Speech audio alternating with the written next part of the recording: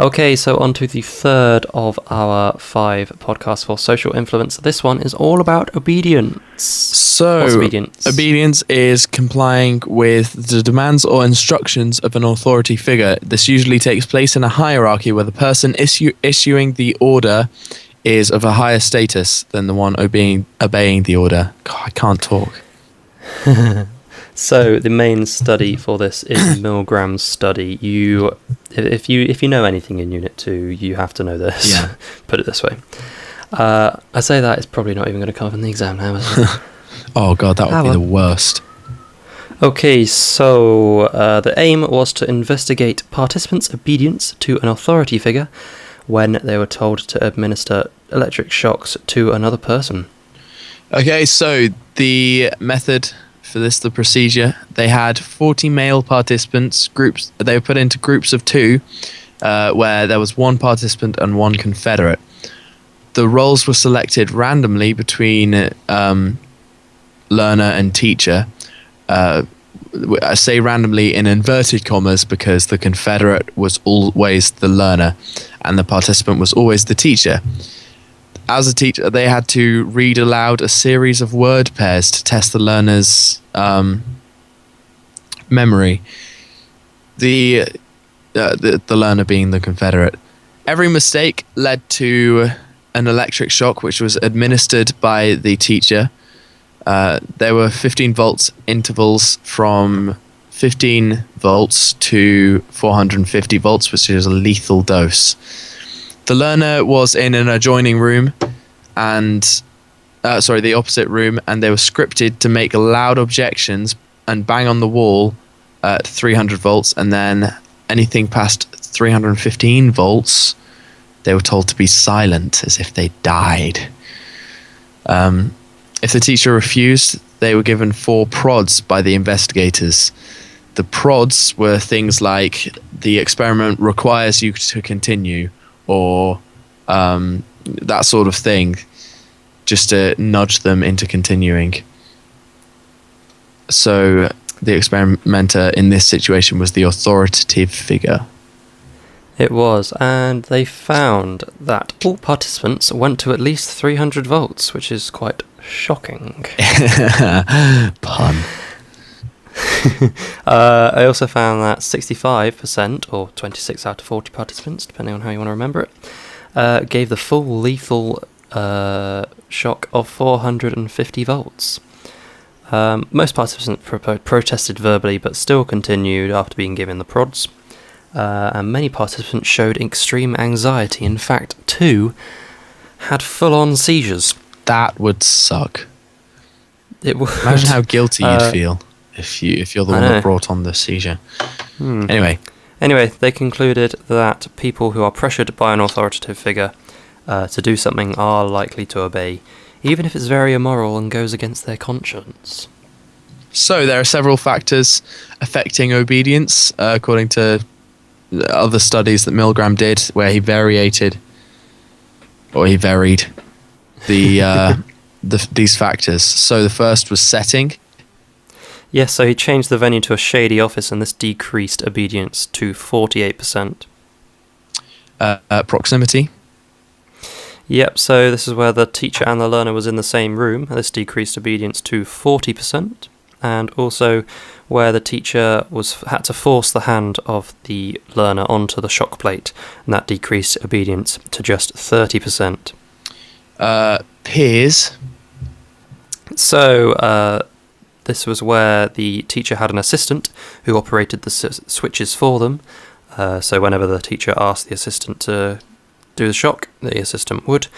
And this increased obedience to 93%. 93, nice. And also when they had 2 other teachers doing it at the same time of them, and who both refused, the support of them refusing decreased obedience to just 10%. Okay, also remote authority. So when the experimenter was out of the room, that decreased obedience to just 21%, and when the experimenter was just an ordinary member of the public, that decreased obedience to 20%. So let's evaluate this. There are so many negatives. there are. First of all, it's a lab study, an artificial setting, so, it lacks mundane realism. Another one is that the participants were being paid and they had a contract, so they felt like they were obligated to continue. Yeah, also, it was an all-male volunteer sample, so, it's not representative, it has low population validity. The positive is the study replicated. The study was replicated in other countries with women and had similar results.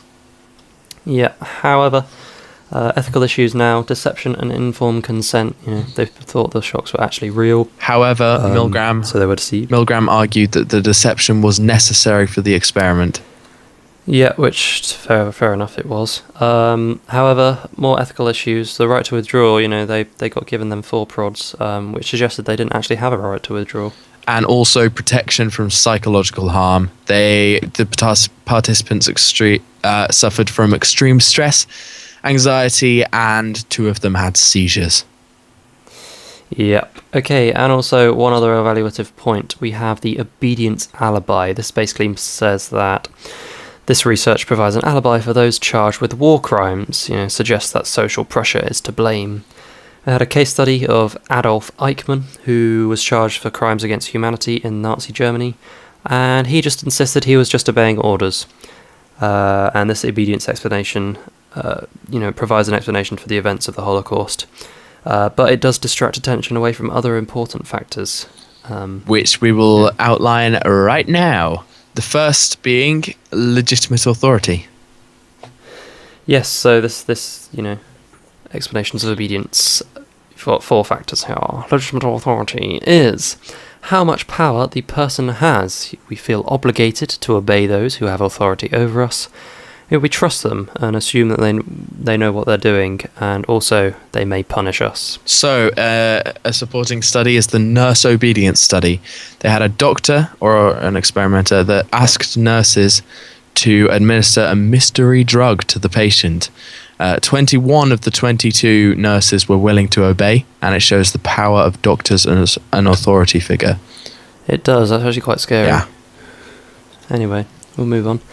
Negative for this, however, are individual differences, so personality things. For example, in Milgram's study, one participant actually said he couldn't continue because he was Jewish. Yeah. Anyway, second factor of explaining obedience is agentic state. This is where you sort of displace who's responsible. You don't feel like you're responsible. It's more the person that's giving you instructions. So when following the experimenter's instructions, we feel less responsible because you're just an agent of the experimenter. When the experimenter left the room, we feel more responsible for our actions, and that's called autonomous state, and they're opposites. They are. And the third explanation of obedience is graduated commitment. This is a sort of foot in the door technique. They started with a small request and gradually increased. Milgram is an example of this, Liam, isn't it? He is. He does support this idea because his shock started at 15 volts and just increased gradually. So that supports that. Also, salesmen use this technique. They might start by kind of come in and you think, oh, that's fine, they're not going to do much. And they'll start selling you things and slowly build up until at the end you get one massive price that you really don't want to give, but you feel obligated to. Yeah. Anyway, that's a real life example. So there are also individual differences associated with it. Yeah, so that's a negative for this. As with all of these individual differences, personality, same thing about the man being a Jew and things. Yes. The final explanation of obedience we have is authoritarian personality. This is a dispositional factor as it relates to personality. They found 4 traits of an authoritarian personality. Number 1 is being hostile to people of a lower status. Number 2 is respect for people of a higher status. Number 3 is a preoccupation with power. And number 4 is a blind respect for authority. Yes, so this may account for individual differences in personality. So that's a positive for this one. Hey, there's application to real life with these. Yes. For example, the My Lai massacre. Yes, so in the Vietnam War, there was mass murder of around 400 unarmed civilians.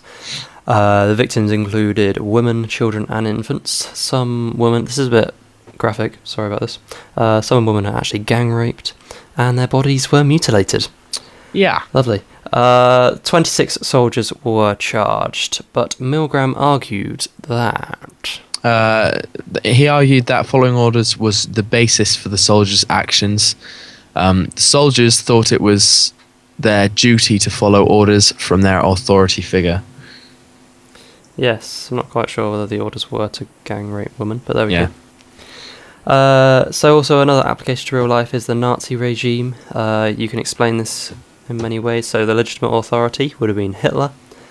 When the situation was confusing, they trusted Hitler, who was said to be the expert. They also conformed with others, and they had the ability to give up responsibility to others. So that's the idea of agentic state. Yeah, and also they distance themselves from victims. This both supports and challenges us. They might distance themselves by not seeing them in the gas chambers, but they might be quite close to them by having to lay out dead bodies and things. So, indeed. So take from that what you will. That is the end of obedience. We'll see you in the next one for independent behaviour. Yay.